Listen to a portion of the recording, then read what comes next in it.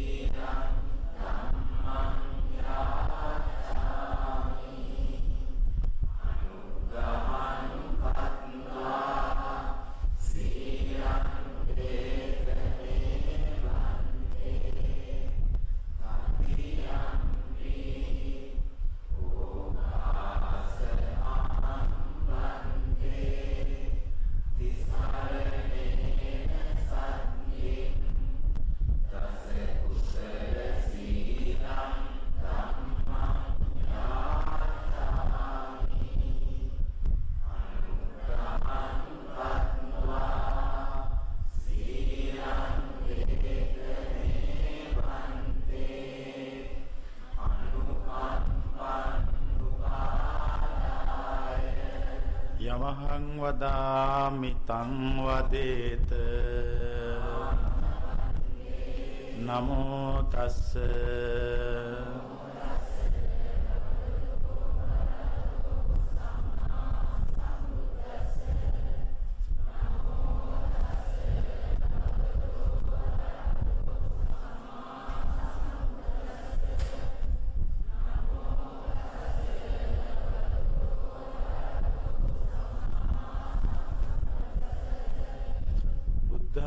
සරණං ගච්ඡාමි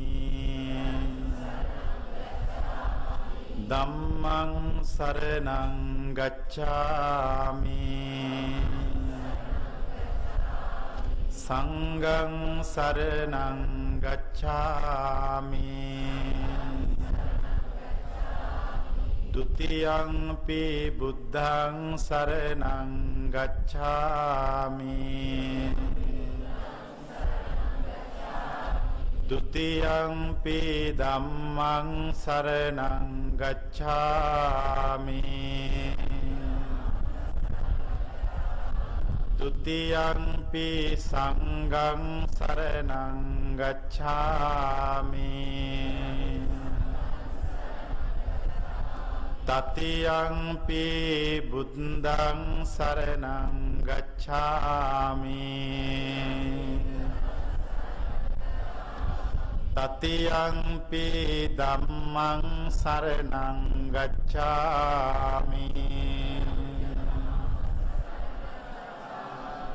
Tatiyampi sanghang saranang gacchami Panatipata viramani sikkhapadang samadhiyami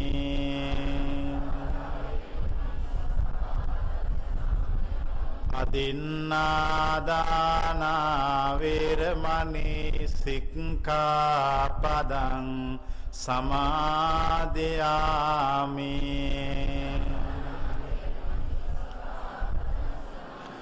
Kāmesu miccācārā viramani sikkhapadang samadhiyami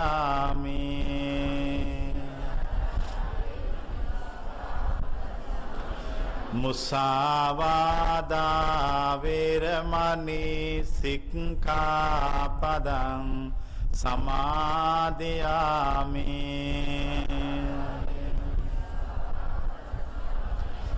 Pisunā vācā viramani sikkhapadang samadhiyami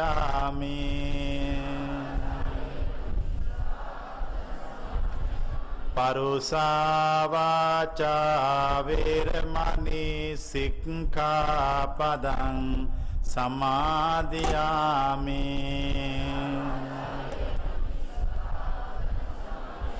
සම්පප්පලාපා වේරමණී සික්ඛාපදං සමාදියාමි.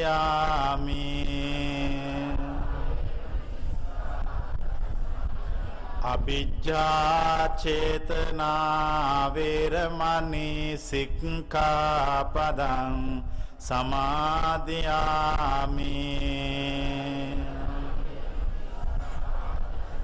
ව්‍යාපාද චේතනා වේරමණී සික්ඛාපදං සමාදියාමි.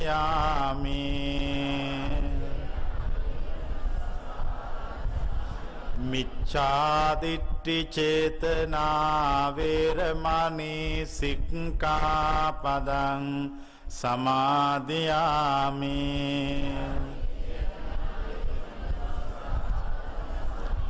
මේ තිසරණ සහිත වූ දස කුසල සීලය මාර්ගඵල නිවන් අවබෝධය පිණිසම හේතු වේවා වාසනාව වේවා. අපි වන්දනා කරමු.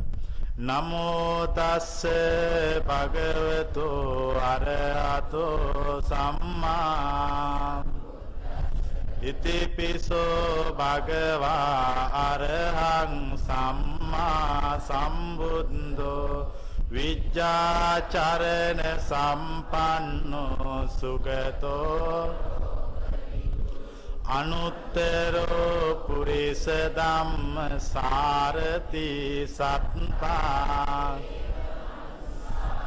බුද්ධෝ භගවති ස්වාකාතෝ භගවතා සම්දිට්ඨිකෝ අකාලිකෝ ඒහි පස්සිකෝ ඕප පච්චත්තං වේදිතබ්බෝ විඤ්ඤෝ සුපටිපන්නෝ භගවතු ශාවක සංඝෝ උජුපටිපන්නෝ භග ශාවක සංඝෝ ඥාය පටිපන්නෝ භගවතු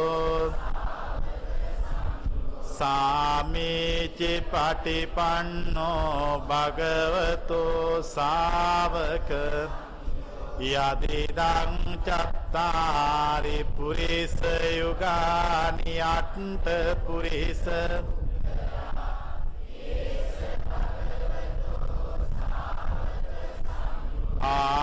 ආහුනේයෝ පාහුනේයෝ දක්ඛි අංජලි කරණීයෝ අනුත්තරං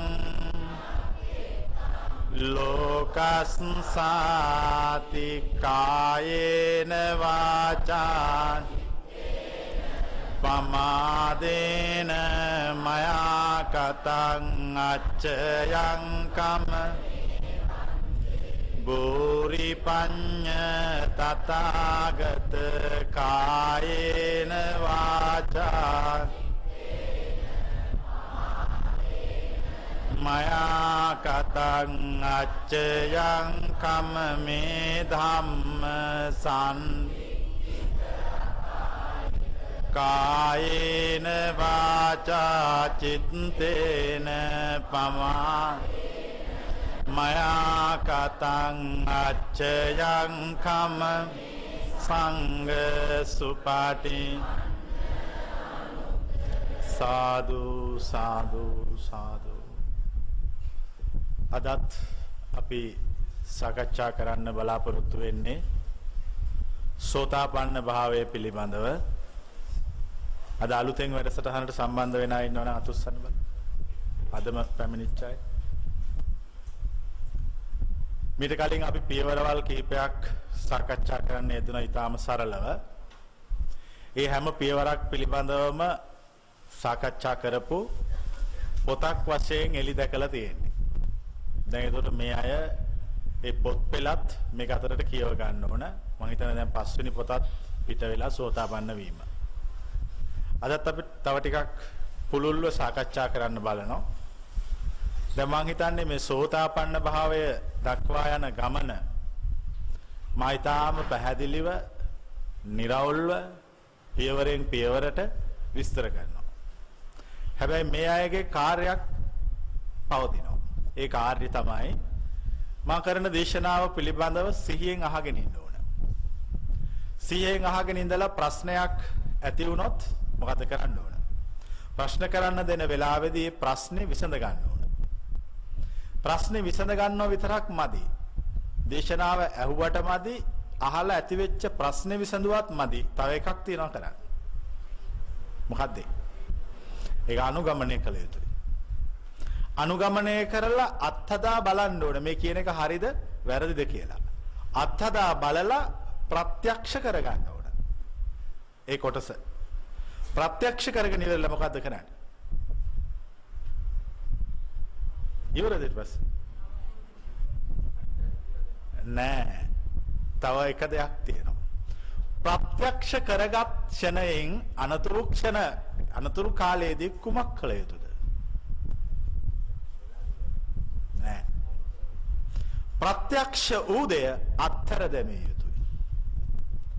ප්‍රත්‍යක්ෂ ඌදය අත්තර දාන තාක් කල්ම එතනින් එහාට සිත යන්නේ නැහැ. මේක හොඳට මතක තියාගන්න. බොහෝ දෙනෙකුට වෙන මේ ධර්ම මාර්ගයේ යනකොට හුඟ දෙනෙක් වරද්ද ගන්න තැනක් තියෙනවා. ඒ තැන තමයි ඔතන. ප්‍රත්‍යක්ෂ වෙන හැම පියවරක්ම අත්හරින්න ඕන. ධර්මයේ තමයි අන්තිමට අත්හරින්න ඕන. ධර්මයේ අත්හරින්න බැරි නම් ඒ අවබෝධ වෙච්ච ධර්මයේ ප්‍රශ්නයක් තියෙනවා. එතකොට ධර්මයේ අත්හරින්න බැරි කෙනා ධර්මයේ අල්ලගෙන ඉන්නේ මොකක් නිසාද? ධර්මයට ඇති ආශාව නිසා. ධර්මයට ආශාවක් තිබෙන්න පුළුවන්ද බැරිද? ධර්මයට ආශාවක් තියෙන්න බෑ. ධර්මයට ආශාවක් තියෙනවා කියන්නේ යා අවබෝධ ඥාණයෙන් පසක් කරලා තියෙන්නේ හරි ධර්මය නෙවෙයි. ආශාවකින් ඉන්න පුළුවන් ධර්මයක්. හොඳට මතක තියාගන්න ඕන ආර්ය මාර්ගයේ ගමන් කරනකොට හැම මොහොතකම අත්හරින්න ඕන. අත්තරියාම තමුන්ට යමක් ලැබෙනවා. ඒ තමයි ධර්මය.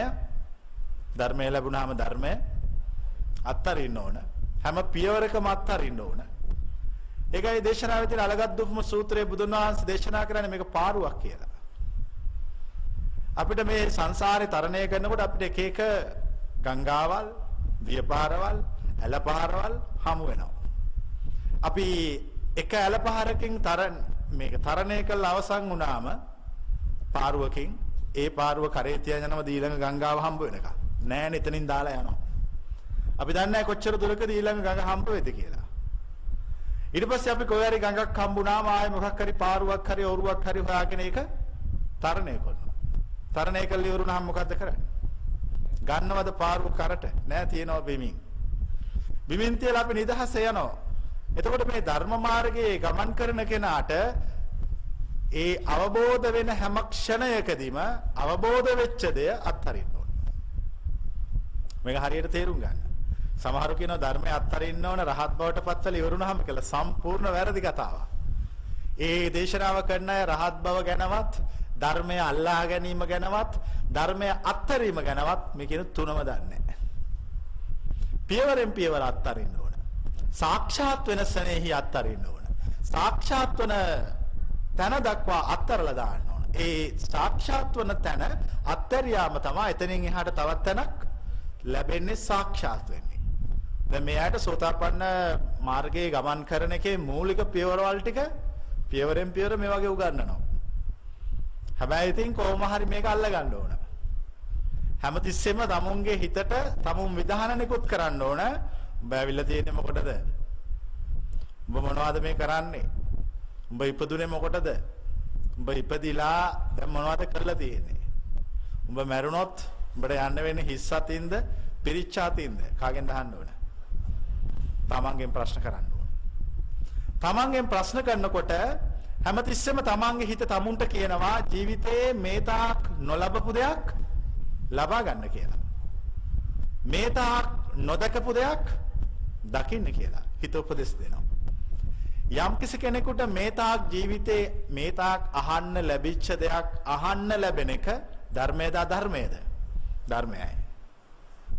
මේ තාක් නොවැටහිච්ච දෙයක් වැටහෙන එකත් මොකද්ද? ධර්මයයි. එච්චරයි. පුබ්බේ අනනුස්සුතේසු ධම්මේසු. පෙර නොවැටහිච්ච පෙර නොතේරිච්ච දහමක් අසන්න ලැබුණා. අනික මා පැහැදිලිව කියනවා සම්ප්‍රදාය තුල ඉස්කෝලෙන් දහම් පාසලෙන් ඉගෙන ගන්න බුද්ධ ආගමෙන් කවදාකවත් සෝවාන් වෙන්න බෑ. එහෙනම් ඉස්සෙල්ලම සෝවාන් වෙලා තියෙන්න ඕනේ ඉස්කෝලේන ගුරුවරු. ඊළඟට දහම් පාසලේ ගුරුවරු. එයා සෝතාපන්න භාවය ගැන දන්නේ නැහැ. ඒ කියන්නේ මේ සම්ප්‍රදායික පොත්පත්වල ලියවිච්ච දහම තුල සෝතාපන්න මාර්ගය ඇත්තේ නැහැ. ඒක තමයි ඕනම මේ දහම සාක්ෂාත් කළ කෙනෙක් පොතෙන් එහාට දන්නවද නැද්ද? දන්නවා. අන්න එතනින්ම තමයි දැනගන්න ඕනේ එයා ධර්මයේ දන්නවද නැද්ද කියලා.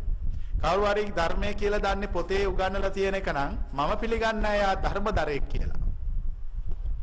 එයා පොතේ ගුරෙක්. ඔහු උගතෙක් පවණයි. ඔහු ධර්මදරයෙක් වෙන්නේ නැහැ. උගතයි ධර්මදරය අතර වෙනසක් තියෙනවා.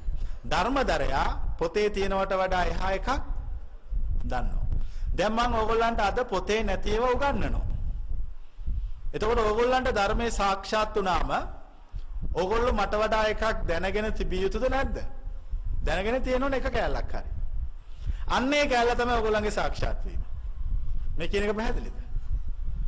එතකොට මේ හැම එක්කෙනාටම මම මේ උගන්වන එකෙන් එහාට මොකක් හරි කැලලක් අහු වෙනවා. හරි. සිද්ධාන්තයක් ධර්මයක් අහු වෙනවා. එතකොට එයාගේ ධර්මයේ පරීක්ෂා කරනවා. ඒ පරීක්ෂා කරාම එයාට සත්‍ය අවබෝධ වෙනවා. ඒ සත්‍ය අවබෝධ වුණාම ඔහු අවබෝධ කරගත්තේ කුමක්ද? අන්නර කියපු එක. ඒ කියන්නේ මේ කාට හරි මොකක් හරි කැලලක් තියෙනවා අවබෝධ කරගන්න කොටසක් තියෙනවා. ඒ කොටස අවබෝධ කරන්න තැනක් තියෙනවා. ඒ කොටස අවබෝධ වෙන වෙලාවක් තියෙනවා. ඒ කොටස අවබෝධ වෙන විදියක් තියෙනවා. ඒ විදිය එකිනෙකාට වෙනස්. ඒක බොහොම ඉවසිල්ලෙන් ඥානවන්තව මේකට සවන් දෙගෙන යනකොට තමුන්ට තේරෙනවා මේ තාක් දැකපු මේ තාක් බලපු මේ තාක් සවන් දීපු දෙයින් එහා බුදුරු දේශනා කරන උතුම් ධර්මයේ පවතින බව. ලෝකේ පරම සත්‍ය කියන එක කවදාකවත් හැමදාම පවතිනක් නෙවෙයි. ලෝකේ පරම සත්‍ය පහළ වෙන්නේ කාලයකට සැරයක්. කාලයකට සැරයක් පරම සත්‍ය පහළ වුණාම මනුෂ්‍ය ලෝකේ ජීවත් වෙන ඥානයේ සුපිරි ඥානවන්තයෝ. සුපිරි ඥානවන්තයෝ කියන්නේ කවුද? ඈ? සුපිරි ඥානවන්තයෝ කියලා කියන්නේ සාමාන්‍ය සම්ප්‍රදායික සමාජයේ දුක් වෙන දේවල් වලදී දුක් වන්නෝද නොවන්නෝද? දුක් නොවන්නෝ. අන්න ඒගොල්ලෝ තමයි සුපිරි ඥානවන්තයෝ. එයා විද්‍යාඥයෙක් වුණත්, වෛද්‍යවරයෙක් වුණත්, ඉංජිනේරුවෙක් වුණත්, දේශපාලඥයෙක් වුණත් වැඩක් නැහැ දුක් වෙන දේවල් වලට. දුක් වෙනවා නම් ඔහු උගතෙක් පවණයි. ඔහු සුපිරි ඥානවන්තයෙක් නෙවෙයි. බුදුහාමුදුරන්ගේ පණිවිඩය හරියටම දන්නව නම් කවුරු හරි ඔහු කවුද? ඔහු සුපිරි ඥානවන්තයෙක්. සුපිරි ඥානවන්තයෙක් කියලා කියන්නේ දුක් නොවී ඉන්න ක්‍රමය දන්න අය. ඒගොල්ලෝ ඉගෙන ගත්තේ නැති වෙන්න පුළුවන්. ඒගොල්ලන්ට විශ්වවිද්‍යාලවල උපාධි පට්ටම් ගරුණම්බුනාම නැති වෙන්නත් පුළුවන්. ඒගොල්ලෝ රාජකීය පඬිතල නොවෙන්නත් පුළුවන්. ඒගොල්ලෝ නායකල අනුනායකල මහා නායකල නොවෙන්නත් පුළුවන්. හැබැයි ඒගොල්ලෝ ධර්මදරයෝය. ඔවුන් විනයදරයෝය. ඔවුන් ධර්මදරයෝ විනයදරයෝ කියන්නේ ඇයි? මොකක් දන්න නිසාද? සුපිරි ඥානවන්ත භාවයේ තියෙන. කොමක්ද සුපිරි ඥානවන්ත භාවය කියන්නේ? සුපිරි ඥානවන්ත භාවය කියන්නේ දුක නැතුව ඉන්න ධර්මය. එච්චරයි. කොච්චර භෞතික ලෝකේ ඉගෙන ගත්තත් දුක නැතුව ඉන්න දන්නේ නැත්නම් ඒ ඉගෙන ගත්ත දේවල් වලින් වැඩක් තියනවද නැද්ද? වැඩක් නැහැ. දැන් මෙතන ඉන්න කෙනෙකුට කියනවා කවුරු හරි මුළු ලෝකේ තියෙන සියලු දේ දෙන්නම් කියලා එක්කෙනෙක් කියනවා.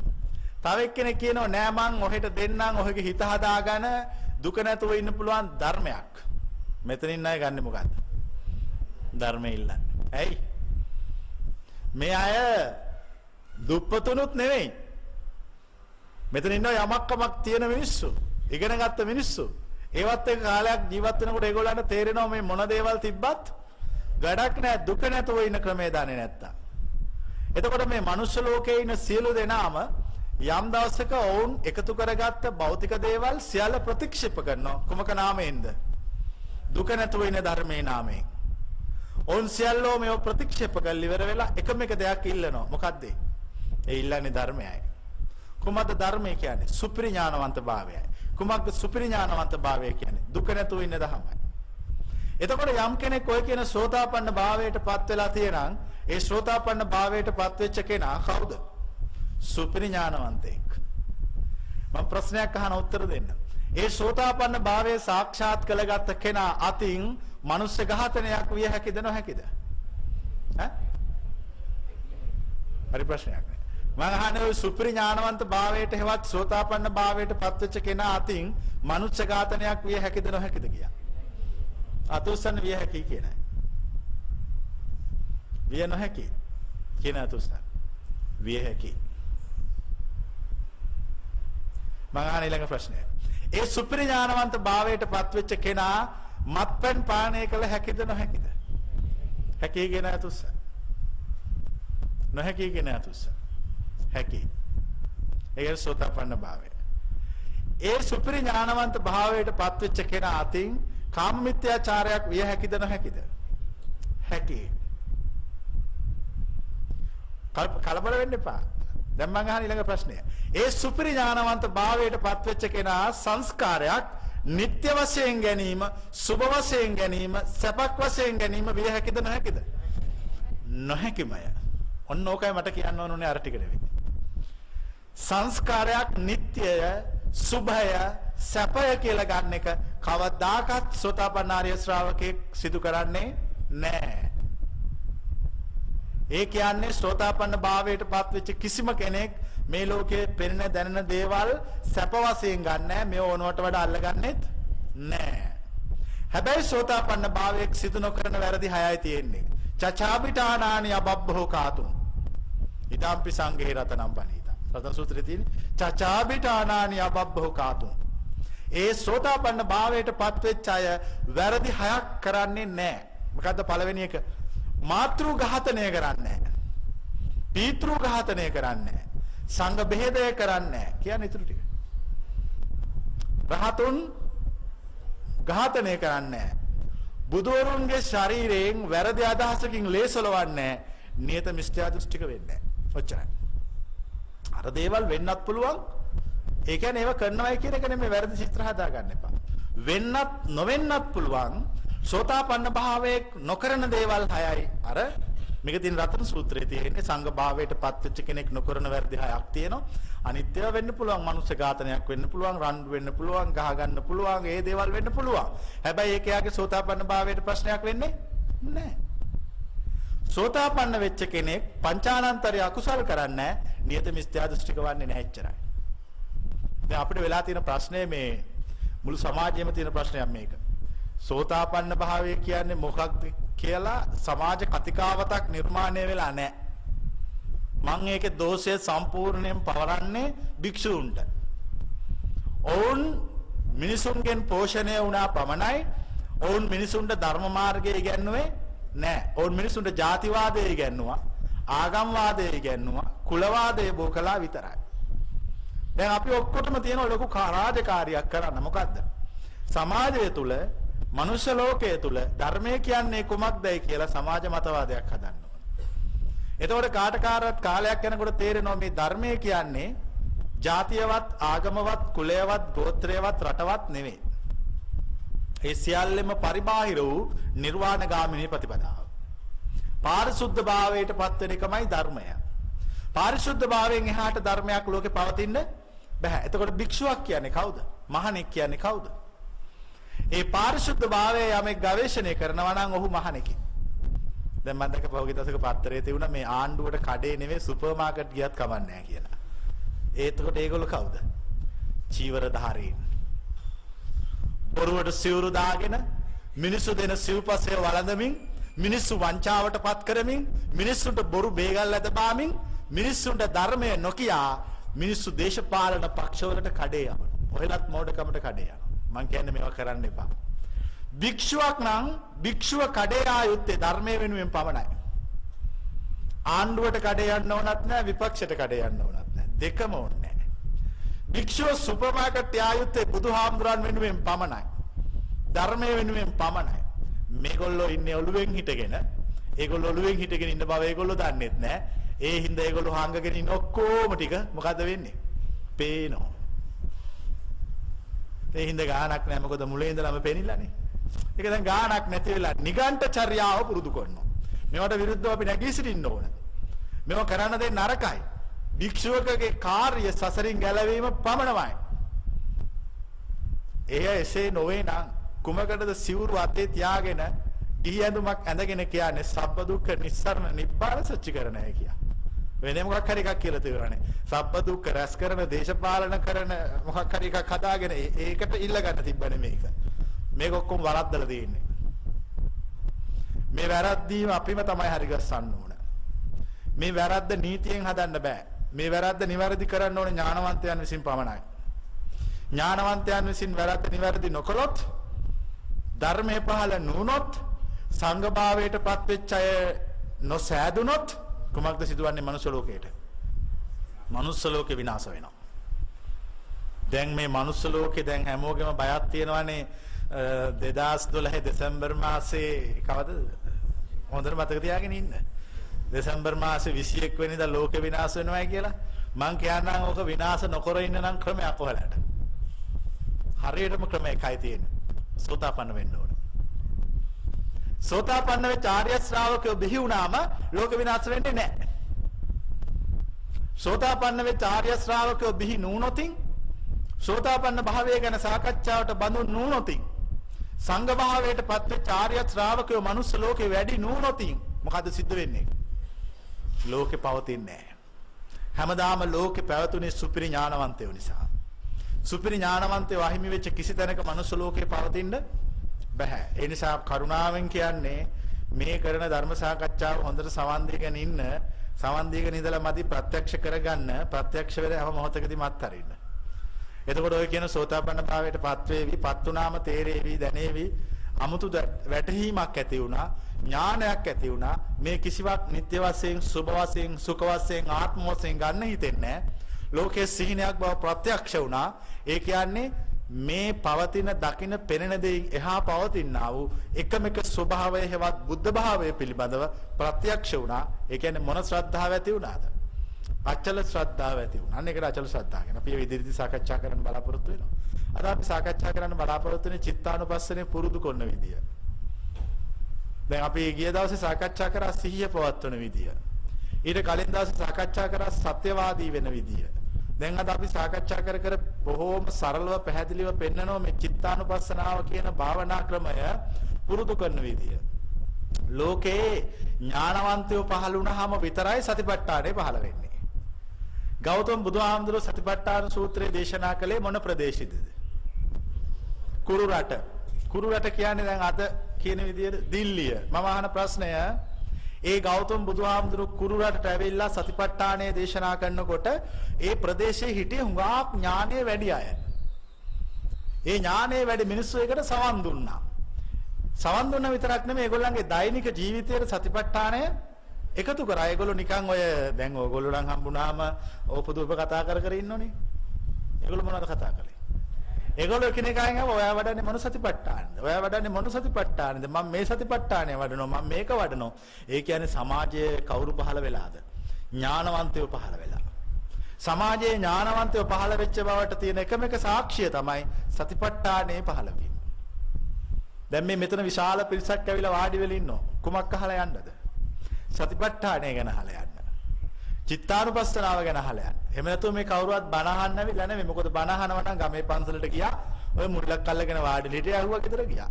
මේ ඇවිල්ලා ඊට වඩා එහා එකක් අහලා යන්න. මේ සතිපට්ඨානය අහන්න ඇවිල්ලා. ඒ සතිපට්ඨාන වලත් අමාරුම එක මොකද්ද? චිත්තානුපස්සනාව. අන්න ඒක නිසා තමයි මම කියන්නේ මේ අමාරුම එක අපි කරන්න ඕනේ. ලේසි එක කරන්න ඕන කෙනෙකුට පුළුවන්. ලේසි එක කළාම කිසි වටිනකමකුත් නැහැ. යමක් වටින්නේ අමාරුවෙන් කළොත් ලේසියෙන් කළොත්. ඕගොල්ලෝ ජීවිතේ යමක් කරනකොට අකමැත්තෙන් කරන්නේ අමාරුවෙන් කරන්නේවද ලේසියෙන් කරන්නේවද? ඈ මොනවද අකමැත්තෙන් කරන්නේ? අමාරුවෙන් කරන්නේවද ලේසියට කරන්නේවද? අකමැත්තෙන් කරන්නේ අමාරුවෙන් කරන්නේවා. හැබැයි ජීවිතේ මතක හිටින්නේ මොනවද? අමාරුවට කරපුවද ලේසියට කරපුවද? අමාරුවට කරපුවා. ජීවිතේ රස විඳින්නෙත් මොනවද? හරි අමුතු විදිහ. කරනකොට අපි හැමතිස්සෙම බලාපොරොත්තු වෙන්නේ පහසුවක්, සහනයක්. හැබැයි කරනකොට දුක, අසහනය, වේදනාව තියෙනව කල්ලේ වෙලා ජයග්‍රහණය කළාම ඒව ගැන කල්පනා කළ මුළු ජීවිත කාලෙම සන්තෝෂ වෙනවා. මම අද කියනවා සති චිත්තානුපස්සනාව වඩන විදිය. මේක හොඳට අහගෙන ඉන්න. හොඳට පුරුදු කරන්න. මේ එදිනෙදා දවස පවත්වන විදියයි කියන්නේ. සිතට සිතුවිලි ආවම මේ සිතුවිලි නිරීක්ෂණය කරන ක්‍රමයයි මේ කියන්නේ. මේක හොඳට අහගෙන ඉඳලා මේ ක්‍රමය පුරුදු කරගන්න. මේ ක්‍රමය පුරුදු කරගත්තාම මෙන්න මේ ක්‍රමෙත් එක්ක පහළ වෙන්න පටන් ගන්නවා සතිපට්ඨානය. මේ ක්‍රමෙත් එක්ක පහළ වෙන්න පටන් ගන්නවා විදර්ශනා ඥානය. විදර්ශනා ඥාණයෙන්තරව නිර්වාණයක් පවතින්න බෑ. සංයුත්ත නිකායේ සුසීම සූත්‍රයේදී ගෞතම බුදුන් වහන්සේ සුසීම තෙරුන්ට දේශනා කරනවා මුලින්ම පහළ වෙන්නේ විදර්ශනා ඥානය. විදර්ශනා ඥාණයෙන් පසුව තමයි මාර්ගය පහළ වෙන්න පටන් ගන්නේ. හරි. විදර්ශනා ඥානය පහළ කරගන්නේ නැතුව කවදාකවත් ආර්ය මාර්ගයක් පහළ වෙන්න බෑ. එතකොට අපි කාට හරි ආර්ය මාර්ගය උගන්වනවා නම් මුලින් ඉගැන්විය යුත්තේ ආර්ය මාර්ගයේද විදර්ශනා ඥානයේද? විදර්ශනා ඥානය ඉගැන්විය යුතුයි. දැන් මම අද ඔයාලට විදර්ශනා ඥානය උගන්වනවා. විදර්ශනාව දකින විදිය, විදර්ශනය කරන විදිය, විදර්ශනය පුරුදු කරන විදිය, විදර්ශනය සිතට ඇතුල් කරගන්න ක්‍රමය, එය භාවිතා කරන ක්‍රමය, එය හොඳින් භාවිතා කරන ක්‍රමය, හොඳින් භාවිතා කිරීමෙන් අනතුරුව තේරුම් ගන්න විදිය මේ ටික අද පැහැදිලි කරනවා පියවරෙන් පියවරට.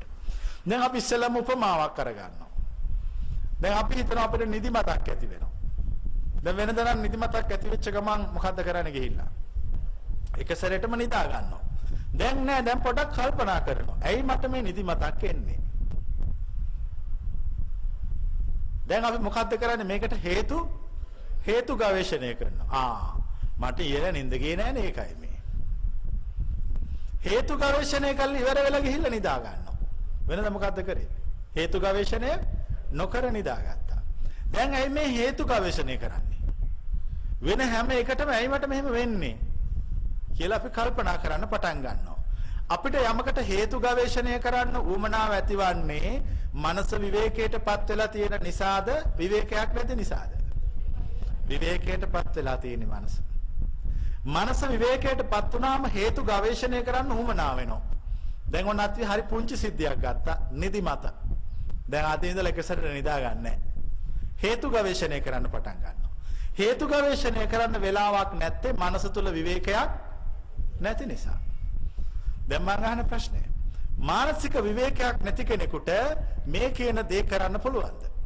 කරන්න බෑ. මානසික විවේකයක් නැති කෙනෙකුට කවදාකවත් චිත්තානුපස්සනා භාවනාව පුරුදු කරන්න පුළුවන් කමක් ලැබෙන්නේ. චිත්තානුපස්සනා භාවනාව පුරුදු කරන කෙනා මුලින්ම මානසික විවේකය ගැන ඉගෙන ගත යුතුයි. මානසික විවේකයක් ඇති වෙච්ච බව ඔබට දැනෙන්න පටන් ගන්නෙ හේතු ගවේෂණය කරන්න හිතෙනවා. දැන් ඔන්න නිදිමතට හේතුව හේවුවා. බොහොම ආසන්න ළඟ හේතුවක් හම්බ වුණා. මොකද්ද හේතුව? ඊයේ රාත්‍රියේ මට නිින්ද ගිහිල්ලා නැහැ. එහෙනම් මං ගිහිල්ලා නිදා ගන්න. හේතුව සොයාගෙන ඉවර වෙලා වැඩේ කරන්නේ. එතකන් කරන්නේ නැහැ. දැන් යම් විදියකින් ඔන්න ආයෙත් දවසක නිදිමත ඇති වුණා. දැන් ඔන්න එදත් අපි මොකද කරන්නේ? දැන් මම උගන්වලා තියෙන ජීවත් වෙන විදිය.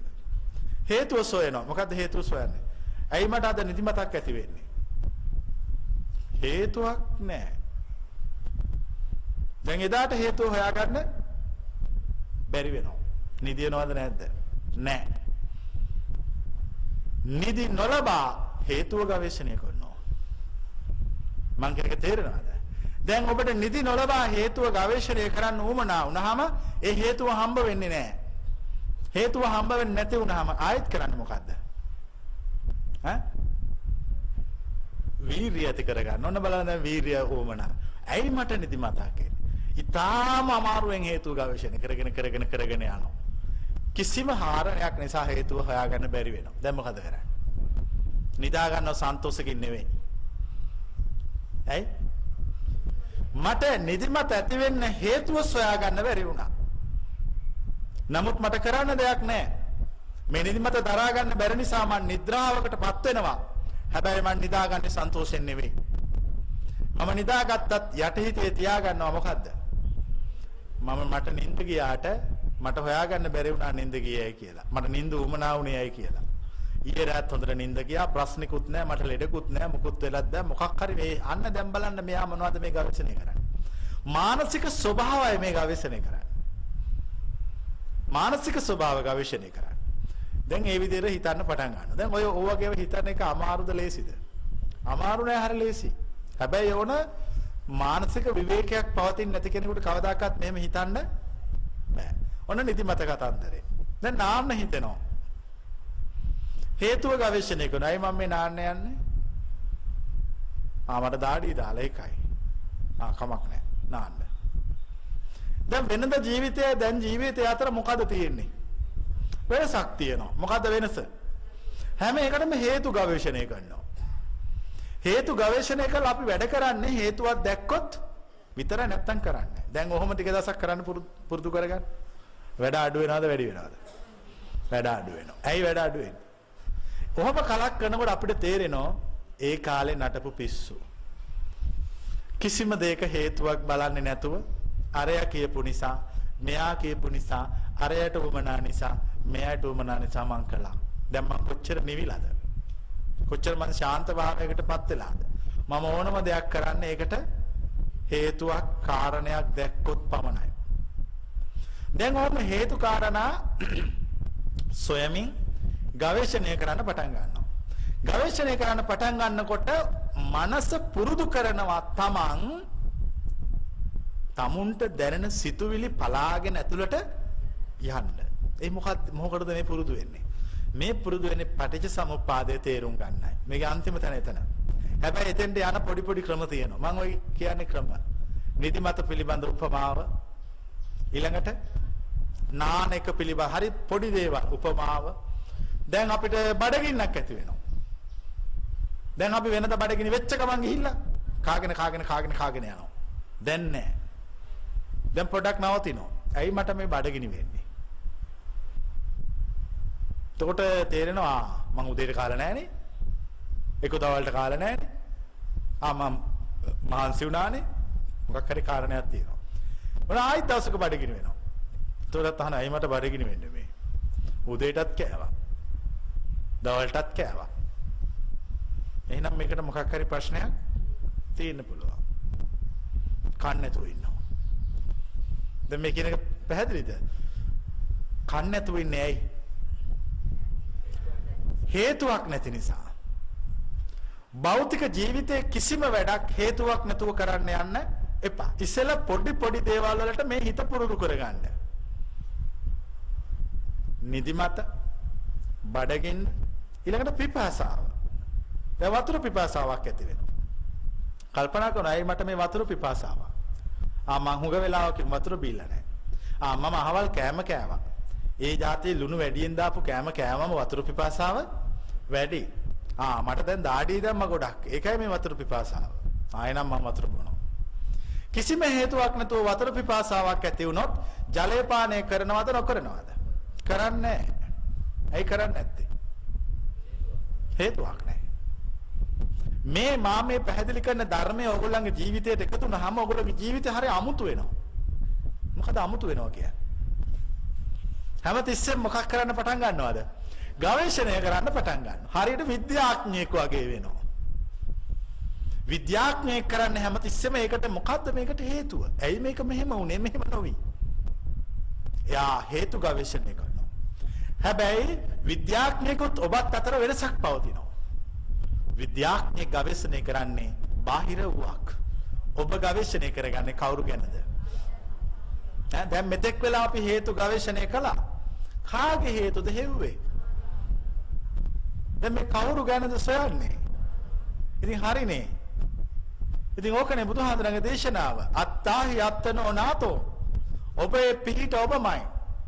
අත්ත දීපා විහෙරත භික්ඛවේ අත්ත සරණා න අනඤ්ඤ සරණා. ධම්ම දීපා විහෙරත භික්ඛවේ ධම්ම සරණා න අනඤ්ඤ සරණා. මහණෙනි ඔබලාට ආලෝකයක් කියලා කල්පනා කරන්න. ඔබට ඔබ ආලෝකයක් කරගන්න. ඔබට ඔබ පිහිටක් කරගන්න. ඔබට වැටහෙන තේරෙන ප්‍රත්‍යක්ෂ වෙන ධර්මයම ඔබේ ආලෝකය කියලා කල්පනා කරන්න. එතනින් එහා ආලෝකයක් ඔබට පවතින විදියක් නැහැ. සුද්ධි අසුද්ධි පච්චත්තං නාඤ්ඤාඤ්ඤං විසෝදේ. කෙනෙකුගේ පිරිසිදු බව අපිරිසිදු බව එයා තුල පවතිනක් මිසක් එයාගෙන් පරිබාහිරව පාරිශුද්ධ භාවයක් අපරිශුද්ධ භාවයක් පැවතිය නොහැක. දැන් මෙහෙම අපිට මේ ධර්ම කාරණාත් එක්ක අපි සංසන්දනය කරලා බලනකොට අපි යන මාවත හරියටම පැහැදිලි. මේක බුදුරු දේශනා කරන මාවතමයි. ආයි බද්දවග්ගේ කුමාරවරුන්ට කළ දේශනාව. කුමාරවරුන් ස්ත්‍රියක් ගැන සෙවීමෙන් කවර ඵල? කුමාරවරුන් ස්ත්‍රියක් ගැන සෙවීමද ඔබ ගැන සෙවීමද කළ යුතු වන්නේ?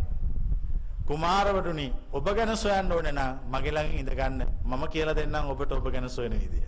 දැන් ඔය පැහැදිලි කළ උපමා වලින් ඔබට පැහැදිලි කළෙත් මොකද්ද? ඔබ ගැන සොයන විදිය.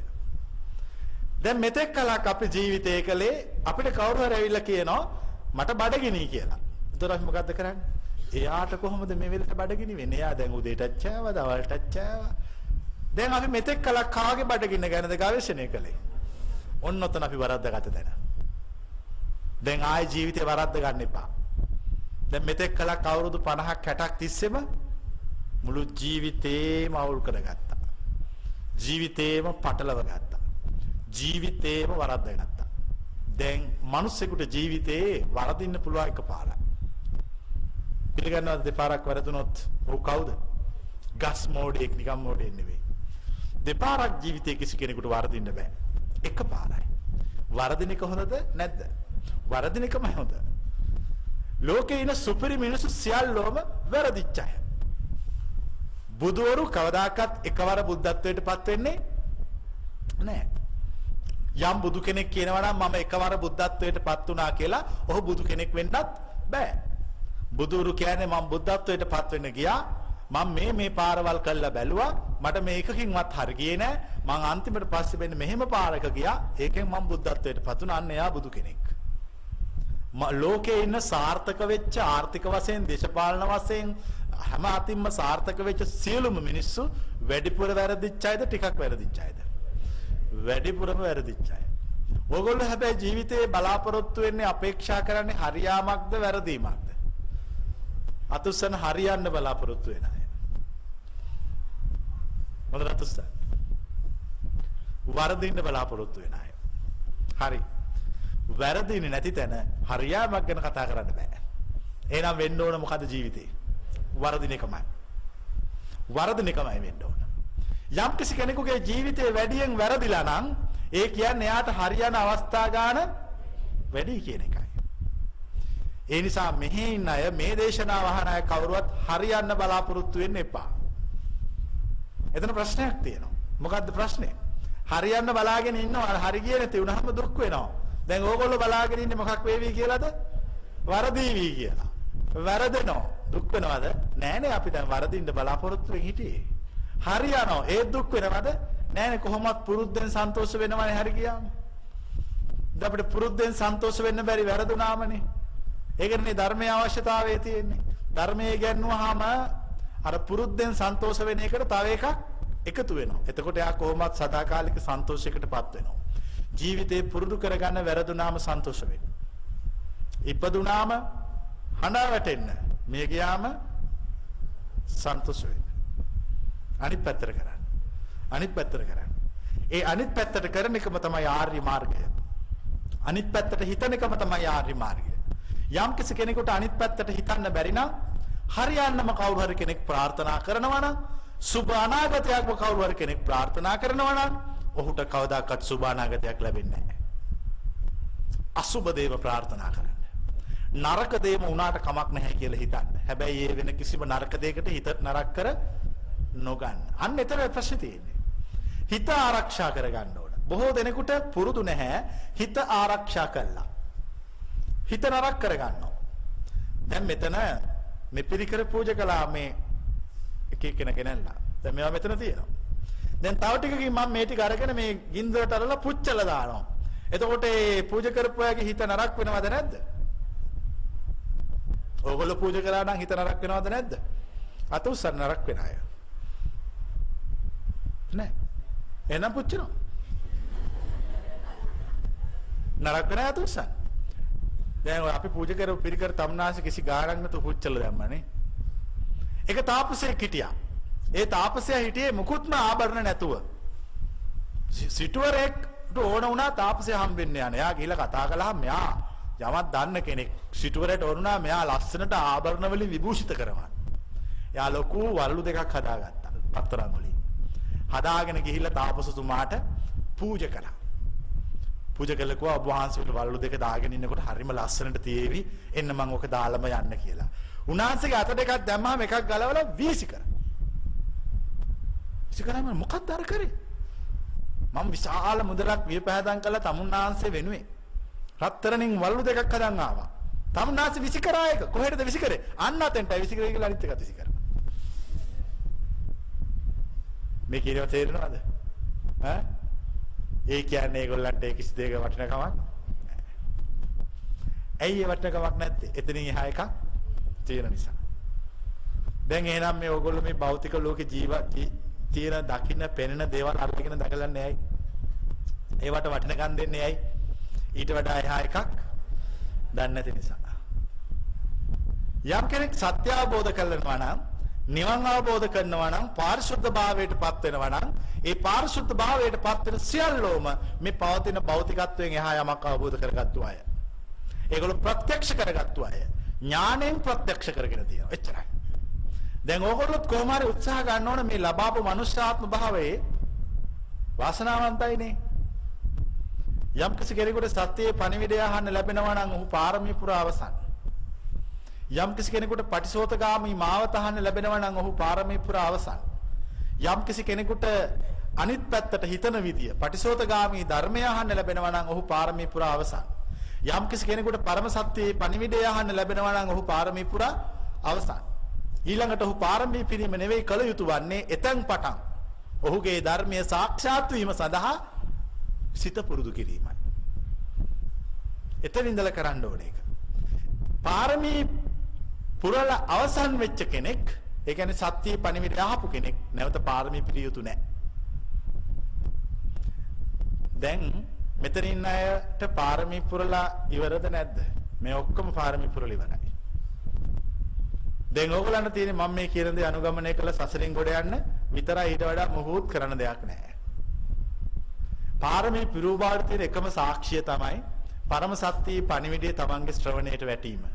ඒක තේරෙනවා නම් කාට හරි පටිසෝතගාමී දේශනාව බුදුවරු කරන දේශනාව අනිත් පැත්තට කියන ධර්මය තේරෙනවා නම් සම්ප්‍රදායෙන් ඔබ්බෙහි පවතින ධර්මය සිත නිවන ධර්මය විමුක්ති ධර්මය තේරෙනවා නම් ඔහු පාරමී පුරාවසන්. තවත් සාක්ෂි අවශ්‍යද නැද්ද? කිසිම සාක්ෂියක් අවශ්‍ය නැහැ. දැන් කළ යුතු වන්නේ පාරමී පිරීම නොව මේ තේරෙන ධර්මයේ පුරුදු කොල්ල හිත හදාගෙන මේ සංසාරයෙන් ගැලවෙන ක්‍රමවේද ටික අහගෙන සිත පුරුදු කරන ක්‍රමය මුනිවරයෙකුගෙන් අසා දැනගන්න. ඒ ක්‍රමය භාවිතා කරන්න. භාවිතා කොට මෙතනින් ගැලවෙන්න.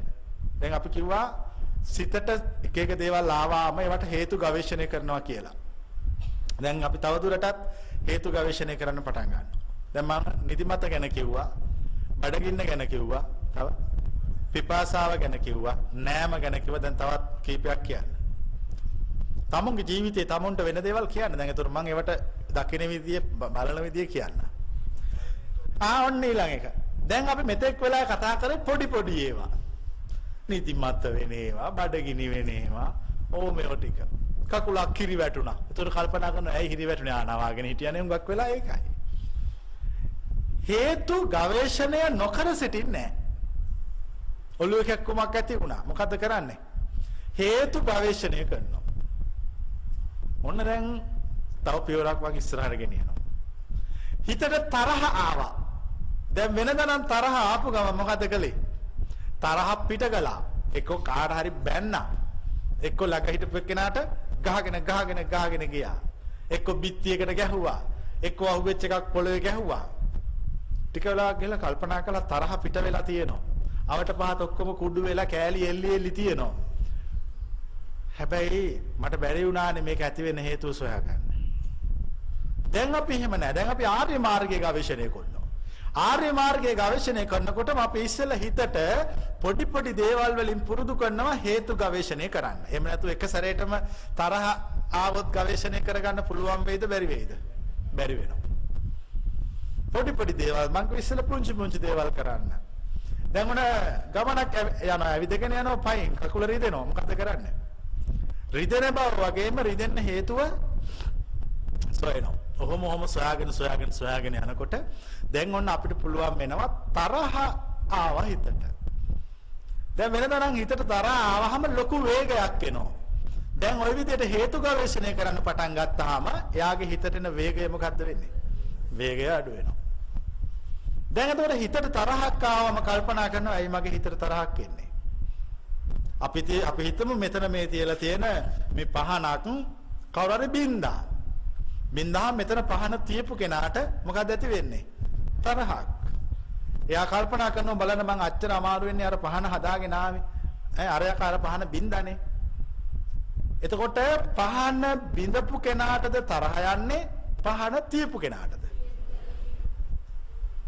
මම අහන්නේ ඇයි පහන බින්දපු කෙනාට තරහ නොගී කියලා? නෑනේ පහන තියෙන්න ඕන කියලා අදහසක් එයාට නැති නිසානේ බින්දේ. හොඳට කල්පනා කරන්න. තරහ ගියේ මෙතන පහන ගෙනලා තියපු කෙනාට. එයා පහනත් එක්ක හිතක් තියලා ගියා. මොකද තියපු හිත? පහන මෙතනම තිබිය යුතුයි යන සිත. එතකොට ඇත්තටම තරහ ගිහිලා තියෙන්නේ පහනක් බිඳිච්ච නිසා නෙවෙයි. පහන තියෙන්න ඕනේ කියන හිත බිඳිච්ච නිසා. දැන් මං කියන්නේ පැහැදිලිද? එහෙනම් දැන් ඔන්න කල්පනා කරන්න. දැන් නිදහස හිතන්න. එතකොට ඒ උපමාව අරගෙන බැලුවා මට පැහැදිලි වෙනවා මෙයාට මේ පහන තියපු කෙනා එතන හිතාගෙන හිටියා මේ පහන මෙතනම තියෙන්න ඕනේ කියලා. නමුත් මේ පහන කවදාකවත් මෙතනම තියෙන්නේ නැහැ. දැන් මේ මෙතන ඉන්න හැමෝම හිතාගෙන ඉන්නවා ඒගොල්ලන්ගේ කොණ්ඩේ කළුවට තියෙන්න ඕන කියලා.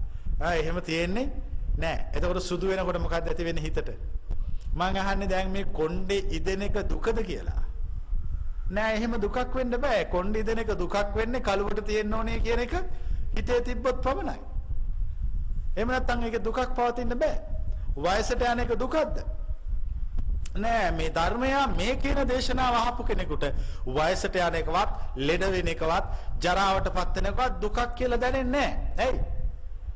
අපි එහෙම නොවෙන්න ඕනේ කියලා කල්පනා කරන්නේ නැහැ. එහෙම නොවෙන්න ඕනේ කියලා කල්පනා කළා අපිට මොකක්වත් සාක්ෂාත් වෙන්නේ නැහැ. අපිට ඒකෙන් ඇති වෙන්නේ අවසානයේ දුකක් විතර. අපි වෙන හැම දෙයක්ම අපි හිතපු දෙයක් කියලා හිතලා නිශ්ශබ්ද වෙනවා. දැන් මේ පහන තියපු කෙනා පහන තියෙන්න ඕනේ කියලා අදහසක් නැතුව තියලා ගියා නම් බිඳීම ප්‍රශ්නයක්ද? නෑ. එතකොට බින්දාම ඔහු නැවත කරන්නේ මොකද්ද? නැවතත් පහනක් කොහෙන් හරි හොයාගෙන ඇවිල්ලා නැවත එතන තියෙනවා. එතකොට නැවත බින්දිනවා. ඔහු නැවත කරන්නේ මොකද්ද? ආයෙත් ගිහිල්ලා හොයාගෙන පහනක් ඉරලා තියෙනවා. හැබැයි ඔහු කොයි වෙලාවකවත් හිත නරක කරගන්නේ නැහැ. යම් විදියකින් මේ පහන ගෙනත් තියෙන පුද්ගලයා පහන බිඳපු යම් වෙලාවක හිත නරක කරගත්තොත් අන්න ඒකයි ඔහුගේ මානසික දියුණුවේ සීමාව. දැන් මේව ඔයගොල්ලන්ට ගෙදෙද්දී අත්දකින්න ලැබෙනවා. ගේ අතු ගහලා තියෙනවා. ගෙදර ඉන්න පොඩි ළමෙක්. ඒ ළමයා මොකක් කර එකක් ඇදලා බිම දාලා ඔක්කොම අවුල් කරනවා. තරහ යනවද නැද්ද? දැන් මෙතෙක් කලක් ජීවිතේ වෙච්ච ඒවා කියන්නේ. අන්න ඒ වැරදි ඒ තරහ යන එක.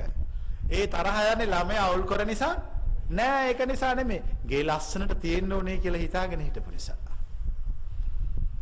අන්නේ සිතුවිල්ල අයින් කරලා දාන්න. එතකොට ඒ ළමයා අවුල් කළාම ඒ ළමයා ආයෙ පැත්තකින් තියලා ආයෙ මොකද්ද කරන්නේ? ඒ ළමයා හොඳ ළමෙක් නම් ආයෙ කරන්න ඕනේ මොකද්ද? ආයෙ අවුල් කරන්න ඕන. එතකොට ඒ ළමයා උදව් කරනවා මොකටද අපිට? අපේ සිත පරීක්ෂා කරගන්න. එතකොට ඒ ළමයාගේ ඔළුවට කාලා කරන පුතේ ආයෙ සැරයක් අවුල් කරපන්. උඹ තමයි මගේ දෙවියා. උඹ තමයි මට මේ ධර්මය අවබෝධ කරගන්න පාර කියන්නේ උඹ තමයි. එතකොට ආයෙ අවුල් කරනවා. කොච්චර අවුල් කළත් කිසිම චලනයක් නැත්තම් අන්න ඔහු මේ මං කියන ධර්මයේ සාක්ෂාත් කරලා. ඒ කියන්නේ ඔහු දන්නවා මම මේ බාහිරෙන් හිතාගෙන ඉන්න දේවල් කවදාකවත් සිද්ධ වෙන්නේ නැහැ. එච්චර ඔහු දන්නේ වෙන එකක් දන්නේ නැහැ. මේ අවුල් කිරීමක් ගැනවත් අතු ගෑමක් ගැනවත් පිරිසුදුකමක් ගැනවත් ඒව මොකක්වත් ඔහුට අදාළ නැහැ. ඔහුට එකම දෙයක් අදාළයි. මම මේ භෞතිකව හිතාගෙන කිසි දෙයක් ඒ විදිහටම සිද්ධ වෙන්නේ නැහැ. ඒ සිද්ධ වෙන්නේ නැති බව මට ප්‍රත්‍යක්ෂ කරගත්තා. ඒ ප්‍රත්‍යක්ෂ කරගන්න තමයි අර ළමයා මට ඒ ළමයා උදව් කළා මේ ඔක්කොම අවුල් කරලා ගියා. ඒ ළමයා එකපාරක් නෙමෙයි 10 වාරයක් මේක අවුල් කළා. ඒ අවුල් කරන හැම වෙලාවකම මම දන්න දේ හරි කියා මට නැවත නැවත ප්‍රත්‍යක්ෂ වුණා. එහෙනම් මට ධර්මයේ කියලා දෙන්න තියෙන්නේ කවුද? දැන් ඔයගොල්ලෝ මීට කලින් ජීවිතේ ওই වගේ සිද්ධියක් වුණා නම් ඒ ළමයාට මොකද කරන්නේ? ගහනවා රිදෙන්න ගහනවා. එහෙම කළා මං හිතන්නේ. දැන් එහෙම කරන්නේ නැහැ. දැන් මේක හිතන විදිය පැහැදිලිද? දැන් ওই විදිහට හිතන්න පටන් ගත්තම තේරෙන්නේ නැද මගේ හිත පෙරලිලා. හිත පෙරලිලා කියන්නේ මම හිතන විදිය හරිම වෙනස්. වෙනදනම් මේ වගේ දෙයක් වුණාම මට හරියට තරහ යනවා. මම හරියට කලබලයට කම්පණයටපත් වෙනවා. නමුත් දැන් මට කිසි කම්පනයක් නැහැ. ඒ කියන්නේ මම මේ කිසි දෙයක් පිළිබඳ තියෙන බලාපොරොත්තු අත්හැරලා දාලා. ඔබ භෞතික ලෝකයේ පිළිබඳ ඇති සියලු බලාපොරොත්තු අත්හරින්න. භෞතික ලෝකේ පවතින්න ඕනේ, නවතින්න ඕනේ, තිබෙන්න ඕනේ, තමා සිතන ලෙස තිබෙන්න ඕනේ යන සියලු අදහස් අත්හරින්න. සියලු අදහස් අත්තර මනස නිදහසේ තබාගෙන සිටින්න. මනසට විවේකයටපත් වෙන්න ඉඩ දෙන්න. බාහිර පරිසරයේ පහනක් නිවීමක්, යමක් බිඳීමක්, කැඩීමක් සිත කඩා ගැනීම පිණිස හේතුවක් කර නොගන්න. මේ කියනවා තේරෙනවද? සිත කඩා ගන්න එපා පහනත් එක්ක. පහන බිඳිලා ඉවරයි. ඉස්සෙල්ලා බින්දෙන්නේ පහන, දෙවනුව බින්දෙන්නේ සිතනේ. ඉතින් මේ මෝඩ මිනිස්සු පහනත් බින්දගෙන සිතත් බින්ද ගන්නවා. මම ඔයගොල්ලන්ට කියන්නේ පහන බින්ද ගන්න, සිත බින්ද ගන්න නැතුව තියාගන්න. සිත රකින්නවා කියන්නේ ඕකයි. සිත රකින්න නම් විදර්ශනා ඥානය තිබිය යුතුමයි. විදර්ශනා ඥානය යනු හේතු ගවේෂණය කිරීමයි. ඔන්න යටින් යටට හේතු ගවේෂණය කරගෙන යනවා. දැන් අපි මේ එදිනෙදා ජීවිතය ගැන කතා කරන්නේ. දැන් අපි හිතමු ගෙදර කවුරු හරි ඉන්නකොට tamunට ඇවිල්ලා මොකක් හරි කියලා බනිනෝ. දැන් හෙට ඉඳලා තරහ යයිද නොයයිද? තරහ යන්නේ නැති අය අත උස්සන්න. ඔක්කොම බොරුකාරයෝ. එසේනම් අනාගාමී සිටිය යුතුය. යනවා ගියාට නැගිටලා වේගෙන් ඒක දුවාගෙන වෙනදා වගේ එන්නේ නැහැ. මොකද තරහ එනකොටම දැන් ධර්මය උගන්වලා තියෙන්නේ. දැන් මොකද්ද මේකේ බලන්නේ? තරහ මර්ධනය කරනවද නැද්ද? අපෝ නෑ. අපි එහෙම ධර්මයක් උගන්වන්නේ නැහනේ. මෙහි එහෙම එකක් නෑ. හොඳයි මට ඔයගොල්ලෝ පුළුවන් නම් කියන්න මේ තාක් ලෝකයේ ඔය ගුරුවරු තාපසෝ එක එකයි ඔයගොල්ලෝ ගිහලා හම්බ වුණානේ මේ සිත නිවන හැටි අහගන්න. එයින් එක්කෙනෙක් හරි හම්බ වෙලා තිබ්බද කාමාශාව හා තරහ මර්ධනය කරපු? කිසි කෙනෙක් නැහැ. ඔවුන් කරන්නේ හේතු තේරුම් අරගෙන අත්හැරලා දාන එක. පැහැදිලිද මේ කියන එක? කිසිම කෙනෙකුට තරහ මර්ධනය කරන්න බෑ. තරහ මර්ධනය කරන්න මොකද්ද වෙන්නේ? තරහ ඇතුලෙන් නලියනවා, වැඩි වෙනවා. ඒක නෙවෙයි කරන්න ඕන. තරහ ඇති වෙන්න හේතුව සොයන්න ඕන. දැන් අපි මේ සාකච්ඡා කරන්නේ මේ තරහ ඇති වෙන හේතුව. දැන් අපි පිටිපස්සට ගිහලා බැලුවා. එතකොට මම හිතන් ඉඳලා තියෙනවා මේ පහන බින්දෙන්න ඕනේ නැහැ කියලා. මේක මෙතන තියෙන්න ඕන කියලා. මේකෙන් ආලෝකය එන්න ඕන කියලා. ඒක මගේ හිතපු එකේ ප්‍රශ්නයක් මිසක් පහනේ ප්‍රශ්නයක්වත් බින්දපු එක්කෙනාගේ ප්‍රශ්නයක්වත් වෙන්න බෑ. ඒ නිසා මට තරහ යන එක මගේ ප්‍රශ්නයක් මිසක් අනිත් අයගේ ප්‍රශ්නයක් නෙවෙයි. ඊදාර දීඝනිකායේ බ්‍රහ්මජාල සූත්‍රයේ තියෙන දවසක් බුදුන් වහන්සේ පාරේ යනකොට මේකනේ මුළු ත්‍රිපිටක ධර්මයේ මුලින්ම උගන්වන ධර්මකාරණේ. පළවෙනි සූත්‍රයේ පළවෙනිම තියෙන මේක. මිනිස්සේ කුණවාසෙට බනිනෝ. එතකොට තවත් භික්ෂුවක් කියලා කියන ස්වාමීනි ඔබ වහන්සේට මේ පිරිසේ කෙනෙක් නිඳා කරනවා. අපිත් එක්කම යන ගම. එතකොට උන්වහන්සේ කියන්නේ කොහොමද? නිඳා කිරීම ඔහුගේ කාර්යයක්. ඒක මට නිඳා කළාට මට ප්‍රශ්නයක් නැහැ. ඒක ඔබ ප්‍රශ්නයක් කරගන්න එපා. බලන්න හරිනේ. ඊට පස්සේ තව කෙනෙක් කියලා කියන ස්වාමීනි ඔබ වහන්සේට කෙනෙක් ප්‍රශංසා කරනවා. ප්‍රශංසා කිරීමද ඔහුගේ ප්‍රශ්නයකි. ඔහු ප්‍රශංසා කළාට ඒ ප්‍රශංසාව නිසා මට කිසි මානසික බලපෑමක් නැහැ. ඒක ඔහේ ප්‍රශ්නයක් කරගන්න එපා. පැහැදිලිද මේ කියනවා?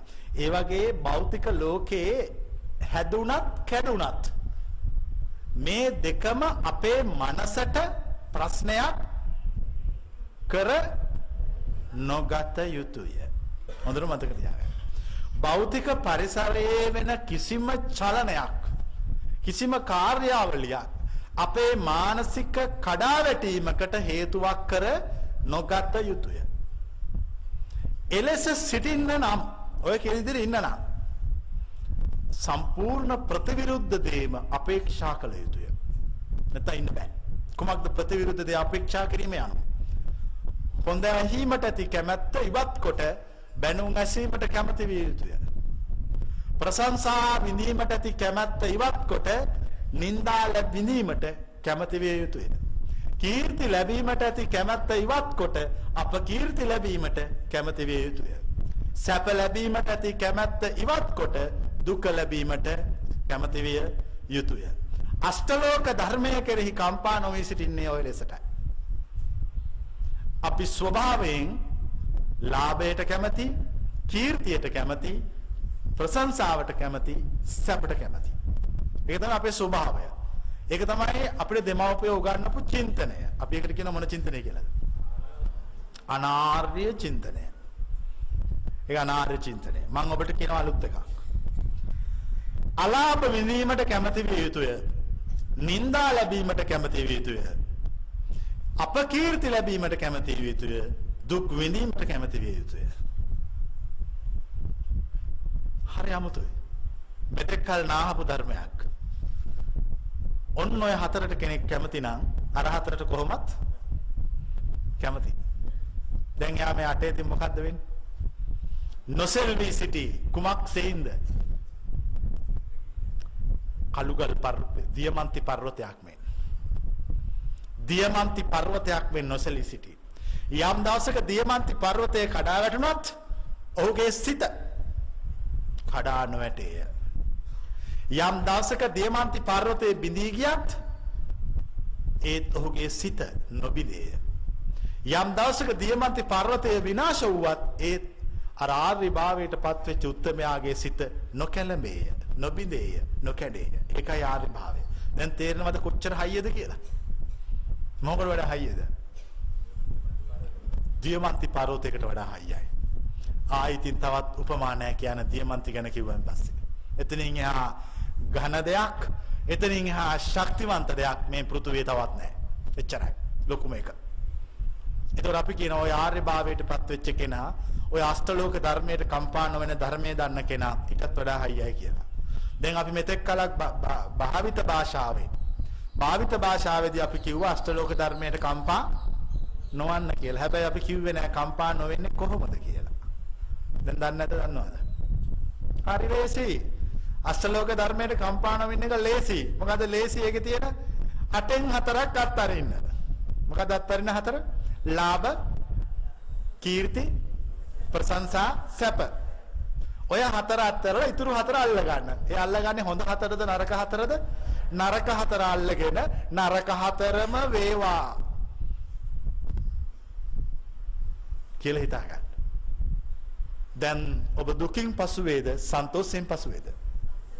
සතුටින් පසු වේ. ඒ ආර්ය මාර්ගයයි. ලේසි. හරි ලේසි. බුදුහාමුදුරුවෝ කියපු ඔය ධර්මය, බුදුහාමුදුරුවෝ කියපු හරිම දේශනාව, ඒක මේ අමාරු භයානක, මේක මේ පාංශකූල චීවරයක් පොරෝගෙන වෘක්ෂ මූලික වෙලා අභෝකාසිකාංගයේ නේසජ්ජිකාංගයේ කියන දුතාංග රැකගෙන කරන්න ඕන ධර්මයක්. එහෙම එකක් නෙවෙයි මේ පච්ච. මේකේ අවශ්‍ය එකම එක දෙයයි චිත්තානුපස්සනාවත් විදර්ශනා ප්‍රඥාවත් පමණයි. යම් කිසි කෙනෙකුට චිත්තානුපස්සනාව පවතිනවා නම්, විදර්ශනා ප්‍රඥාව පවතිනවා නම්, ඒ විදර්ශනාව ප්‍රඥාව පවතින ආර්ය ශ්‍රාවකයාට මාර්ගය පැහැදිලි වෙනවා. දැන් මේ අපි මේ දේශනාව තුළ පැහැදිලි කරන්නේ කුමක්ද? මාර්ගයයි පැහැදිලි කරන්නේ. මාර්ගය පැහැදිලි කළාම යන නොයන කොහොලක වැඩක්. මට පුළුවන් මාර්ගය පැහැදිලි කරන්න විතරයි. මාර්ගය කියා දෙන්න විතරයි. ඒකයි මේ සියලු මාර්ගෝපදේශකයෝ මාර්ගෝපදේශනය කරනවා. යන නොයන එක තමුන්ගේ වැඩක්. දුක නිවන්න අවශ්‍ය නම් යන්න වෙනවා. නැත්නම් කවදාකවත් මේ දුක නිවන්න බෑ. ඉපදීම නැති කරන්න අවශ්‍ය නම් මේ මාවතේ යන්න වෙනවා. සංසාරයෙන් ගැලවෙන්න ඕන නම් මේ කියන දේවල් කරන්න වෙනවා. හැබැයි රස්සාවක් කරනවට වඩා මේ කියන දේවල් ටික හරිම ලේසියි. වෙච්ච ප්‍රශ්නේ අපි මේවා ලොකුවට හිතන් හිටපු එක විතරයි. මේවා කිසි ලොකුවක් නැහැ. හරිම ලේසි, හරිම පහසුයි, හරිම තීක්ෂණයි හැබැයි. අන්න එතනයි ප්‍රශ්නේ තියෙන්නේ. හුඟක් හොඳට ඥානයක් තියෙන කෙනෙකුට මේ කියන ධර්මය වැටහෙනවා, තේරෙනවා, අවබෝධ වෙනවා, ප්‍රත්‍යක්ෂ වෙනවා. ප්‍රත්‍යක්ෂ කරගන්න උත්සාහ ගන්න. දැන් අපි සාකච්ඡා කළා තරහ ආවම ඒ තරහත් එක කොහොමද පවතින්නේ කියලා. දැන් තරහ එන අය අත උස්සන්න. එනවා හැමෝගෙම හිතට තරහ. ආවට ඒක මානසික ගැටලුවක් වෙන්නේ. දැන් අපි වෙනදා තරහ ගියාව බඩු පොළවේ ගැහුවා අහල පහල මිනිසුන්ට කුණුහරුප කිව්වා බෑන්නා ඒව කළානේ. අර මෑත් එක රණ්ඩු වුණා කතන්දර හදාගත්තා. දැන් ඒ කිසිවක අවශ්‍යතාවයක් අපිට නොපෙනේය. ඇයි? දැන් අපිට තේරුණා මේ සියලු දේවල් අපි කළා තියෙන්නේ අපේ දුර්වලතාවයක් වසා ගන්න. මොකක්ද දුර්වලතාවය? තරහ යන්න හේතු හොයාගන්න බැරිකම වසා ගන්න. තරහ යන්න හේතු හොයාගත්තා නම් මේ කිසිවක කරන්න අවශ්‍යතාවයක් අපිට පේන්නේ. දැන් ඔබට හෙටත් තරහ යාවි. අනිද්දාත් තරහ යාවි. තරහ ගිය ගමන් මං සිහි කරන්න. මම සිහි කරන්න කියන්නේ මොකද්ද? මා කියපු ධර්මයේ සිහි කරන්න. හේතු ගවේෂණය කරන්න. හේතු ගවේෂණය කරගම මං හිතන්නේ ඇයි මේ තරහක් එන්නේ? මම හිතුවනේ මේක මෙහෙම වෙන්න ඕනේ නෑ කියලා. ඉතින් මම මොකටද එහෙම හිතාගෙන හිටියේ? දැන් එතකොට තරහ යන එක ටික පාලනය වෙනවා. මේ ලෝකේ මිනිස්යන්ට පාලනය කරන්න පුළුවන් අමාරු වේග දෙකක් පවතිනවා. මොකක්ද ඒක? දැන් අපිට ඔය පාලනය කරන්න අමාරුම දෙක පාලනය කරන්න පුළුවන් නම් ඊටු ටික කොහොමද පාලනය කරන්න පුළුවන්? ඒ නිසා මම ඔයාලට උගන්වනවා පාලනය කරන්න අමාරු වේග දෙක පාලනය කරන විදිය. කාමය හා තරහ. මේ දෙක පාලනය කරන්න බැරි මොකක් නැති හින්දාද? ප්‍රඥාව නැති නිසා. මේ දෙන්න හැමතිස්සෙම වැඩ කරන්නේ කාත් එක්කද? මෝඩකමත් එක්ක. කාමය සමග මෝඩකමත්, වෛරය තරහ සමග මෝඩකමත් මේ දෙන්න එකට ඉන්නවා. දැන් මේ දෙන්න පාලනය කරන ක්‍රමයෙන් එකක් පාලනය කරන්න හැටි මම කිව්වා. ඊටත් වඩා අමාරු කාර්යයක් ඉන්නවා. ඒ කවුද? කාමාශාවයි. දැන් කොහොමද එයා පාලනය කරන්නේ? කියන්න මට. අත්දැකීම් ලැබුවා කියන්න. මෙහෙම පාලනය කරන්න පුළුවන්. මෙහෙම පාලනය කරන්න පුළුවන්. හේතු සොයා යාම. කාමාශාව හිතට එනවා. අනාගාමී නොවෙච්ච ඕන මාර්ය ශ්‍රාවකෙකුගේ හිතට කාමාශාව එනවා. සෝතාපන්නත් එනවා. සකෘදාගාමී වුණත් එනවා. හැබැයි සෝතාපන්නයන්ගේ සකෘදාගාමීන්ගේ කාමාශාව වෙනස්. මොකද වෙනස? නෑ හේතු සොයනවා. හේතු සොයන්නේ. ඔන්න හිතට කාමාශාව දැන් එනවා.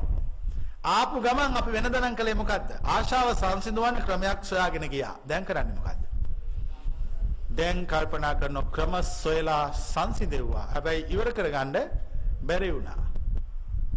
කොබලන්න ඒක ඉවර කරන්න කැමති නැතුස. මේ ලෝකේ ජීවත් වෙන සියලු මනුෂ්‍ය වර්ගයා කාමාශාව ඉවර කරන්න කැමති. ඇයි? ඒක තුල 10ක් දැවිල්ලක් විඩාවක් පවතින නිසා. ඒක තුල සහනයක් නැති නිසා. හැබැයි ඒ මෝඩයන්ට ඒක ඉවර කරන ක්‍රමය අහුවෙන්නේ නැහැ. ඒක ඉවර කරන්න තියෙන එක ක්‍රමයයි. ඒක ලේසි, පැහැදිලි හේතු ගවේෂණය කිරීමක් පමණයි. දැන් ඔන්න හිතට ආශාව එනවා මොකක් හරි දෙයක් නිසා.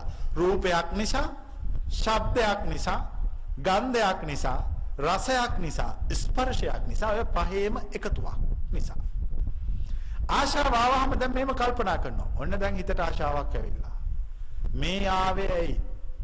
ඒ කියන්නේ හිත කියනවා අර විඳපු එක නැවත ලබා ගන්න කියනවා. දැන් අපි කල්පනා කරලා හිතට කියන උපදෙස් දෙනවා මේ උඹ ඔය නැවත ලබන්න යනව නේද? උඹට කවදාකවත් ඕක නම් හම්බ වෙන්නේ නැහැ. ඒ වුණාට හිත පිළිගන්නේ නැහැ ඒක. කියනවා නෑ මම මේ විඳින්න ඕන. විඳින ගමන් මොකද හිතන්නේ? අර හිතන් හිටපු එක නෙවෙයි මේ හම්බ වෙන්නේ වෙන එකක්. විඳලා ඉවර වෙනවා. ඊට පස්සේ මොකද තේරෙන්නේ? නෑ ඒක නෙවෙයි මේත් වෙන එකක්. එහෙනම් මං අර හිතන් ඉන්න එක කවදාකවත් මට නැවත හම්බ වෙන්නේ නෑ. ඉතින් මම මොකටද මැරිච්ච අතීතයකට පණ දෙන්න ගියේ? අතීතයේ දේවල් නැවත වෙන්න ඕනේ කියලා මම මොකටද කල්පනා කළේ? ඒක මගේ දර්ශනයේ අඩුවක්. මගේ ඥානයේ දුර්වලතාවයක්. ඒ නිසා මම අතීතයේ වෙච්ච සිද්ධි නැවත වෙන්න ඕනේ කියලා හිතන එක අත්හැරලා දානවා. ඒ අත්හැරලා දාගෙන යනකොට කාමාශාව හිතට එන එක මොකද්ද වෙන්නේ? අඩු වෙනවා. එක ක්‍රමයක් පාලනය කරගන්න. දැන් ඕගොල්ලෝ පාලනය කරන ක්‍රම ගවේෂණය කරන්න ඕන. ගොඩාක් ක්‍රම තියෙනවා. මම එකක් කිව්වේ.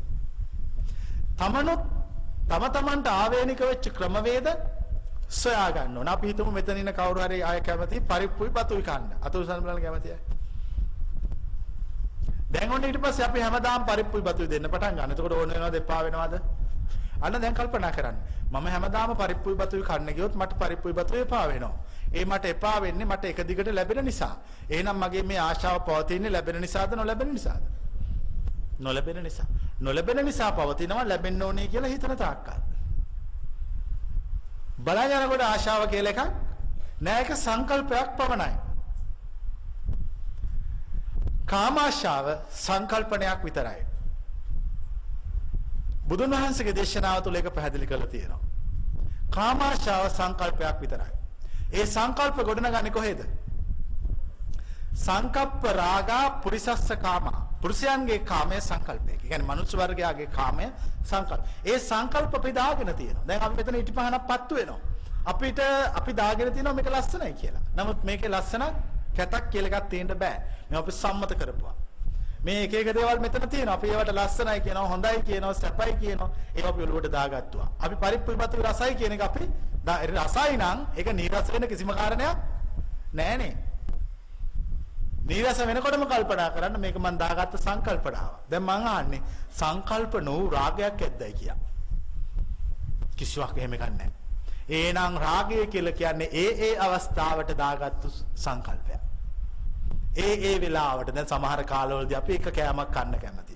ඊට පස්සේ ටික කාලයක් ගිහලා වෙන කෑමක් ආවම අර කෑම අයින් කළා දාලා ඒ කෑම කනවා. එහෙනම් ඒ වෙලෙට දාගන්න දේවල් මිසක් ඇත්තටම මෙහි මොකක්වත් ඇත්තේ නැහැ. දැන් ඔහොම හිතාගෙන යනකොට කාමාශාව මොකද්ද වෙන්නේ? බිඳ වැටෙනවා.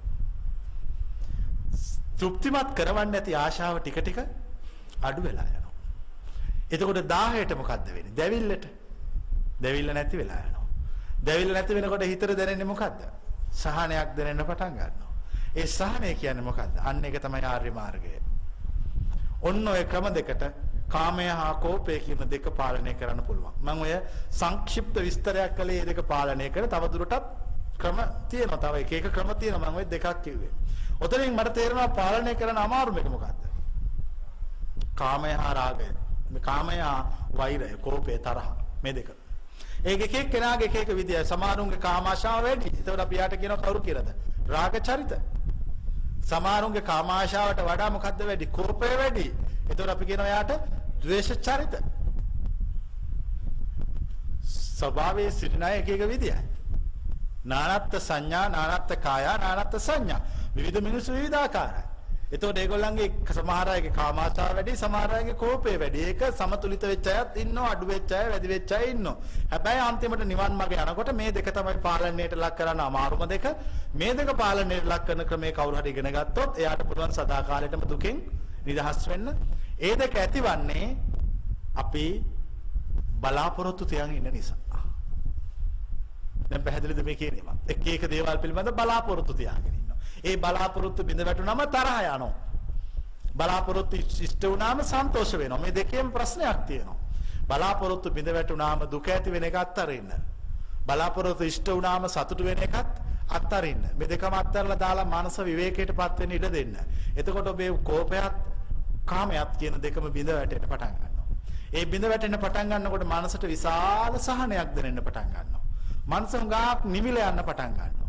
අන්න ඒ නිසා තමයි මේ ආර්ය මාර්ගයේ යනකොට ශ්‍රෝතාපන්න ආර්ය ශ්‍රාවකයෙකුට කාමාශාව පවතිනවා. හැබැයි ප්‍රශ්නයක් තියෙනවා ඒකේ. පසුපස හඹා නොයන ආශාවක්. ඒයි හඹා නොයන්නේ. ශ්‍රෝතාපන්න ආර්ය ශ්‍රාවකයෙක් කාමයේ පසුපස හඹාගෙන යන්නේ නැහැ. ශ්‍රෝතාපන්න ආර්ය ශ්‍රාවකයෙක් ද්වේෂය, කෝපය, වෛරය පසුපස හඹාගෙන යන්නේ නැහැ. යමකට හඹාගෙන යන උමනාවක් වෙන්නේ තීරක නිසාද නැති නිසාද? තියෙන නිසා. සෝතාපන්න ආර්ය ශ්‍රාවකෙක් මේ සියලු භෞතික දේ කුමක් කියා දන්න කෙනෙක්ද? සිහිනයක් මායාවක් බව දන්න කෙනෙක්. සිහිනයක් මායාවක් බව දන්න කෙනා හඹාගෙන යයිද නොයයිද? නොයයි. තියෙනවා නොයයි. හඹාගෙන යන්නේ. ඒ උතුම් තත්වයටපත් වෙනවා.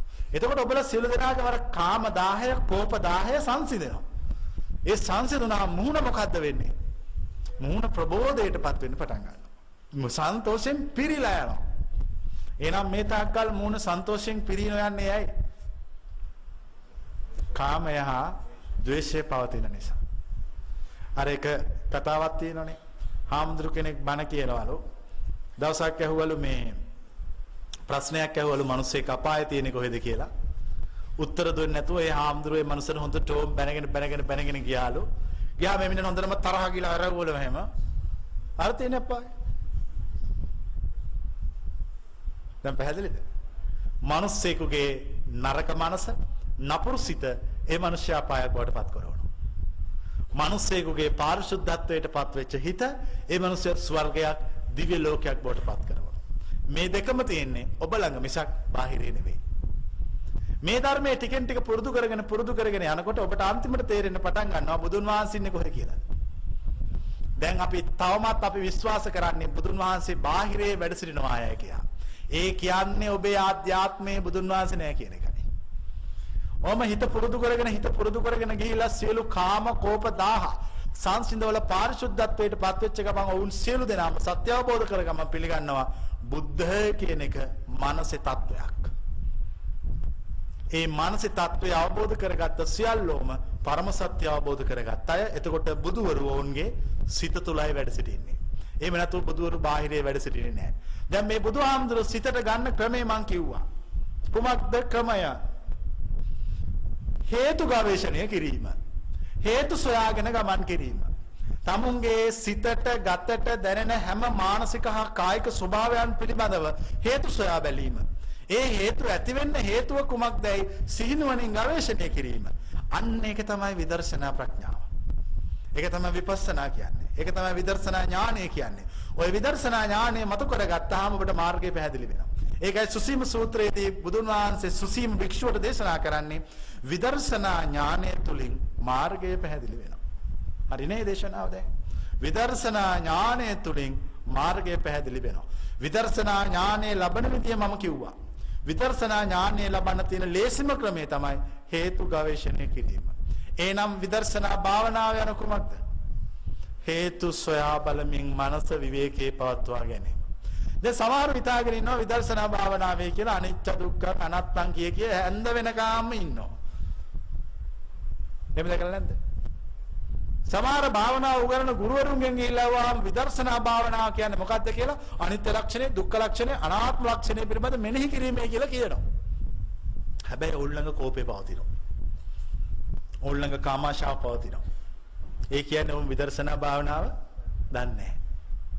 ඕන් වචන දන්නවා. බර වචන කියනවා. ඒ බර වචන ප්‍රායෝගිකව පුහුණු කරන විදිය දන්නේ නැහැ. විදර්ශනා කියන්නේ හේතු ගවේෂණය කිරීමක්මයි. ඉන් එහා විදර්ශනාවක් මට තේරිච්ච ධර්මයට අනුව නම් තේරුනේ නෑ මට. හේතු ගවේෂණය කිරීමක්මයි. ඒ විදර්ශනා ප්‍රඥාව මාර්ගය පැහැදිලි කරනවා. ඒ පැහැදිලි වෙන මාර්ගය ඔබට පටිච්චසමුප්පාදය පැහැදිලි කරනවා. ඒ පැහැදිලි වෙන පටිච්චසමුප්පාදය දුක නැති කරනවා. ඒ දුක නැති වෙන නිසා නිර්වාණ අවබෝධය සාක්ෂාත් වෙනවා. එච්චරයි කෙටියෙන්ම කිව්වා. දැන් අද අපි සාකච්ඡා කළා හේතු ගවේෂණය කිරීම. දැන් අද ඉඳලා ජීවිතේ මොකද්ද කරන්නේ? හේතු ගවේෂණය කරනවා. හරි විනෝදය පොඩ්ඩක් කරලා බලන්න. දැන් මෙතෙක් කල් අපි විනෝද වුණේ කවුරු ගැන හොයලාද?